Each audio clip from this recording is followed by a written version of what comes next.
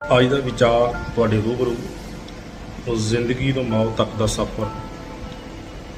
ਮੈਂ ਸਿਵਿਆਂ ਦੀ ਰਾਖ ਤੋਂ ਪੁੱਛਿਆ ਕਿ ਤੇਰਾ ਅਸਲੀ ਨਾਮ ਕੀ ਹੈ, ਤੇ ਉਹਨੇ ਹੱਸ ਕੇ ਜਵਾਬ ਦਿੱਤਾ ਕਿ ਮੈਂ ਵੀ ਕਿਸੇ ਦਾ ਹੰਕਾਰ ਸੀ, ਮੈਂ ਵੀ ਕਿਸੇ ਦੀ ਸੁੰਦਰਤਾ ਸੀ।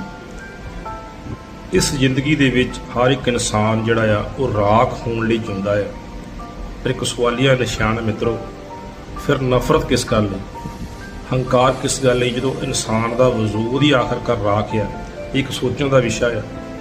ਜ਼ਰੂਰ ਇਸ ਵਿਚਾਰ ਨੂੰ ਸੁਣਿਓ, ਸਮਝਿਓ ਤੇ ਸ਼ੇਅਰ ਜ਼ਰੂਰ ਕਰਿਓ। ਧੰਨਵਾਦ। ਤੁਹਾਡਾ ਆਪਣਾ ਹਰਦੀਪ ਸਿੰਘ ਦੀਪਾਲ ਲੁਧਿਆਣਾ।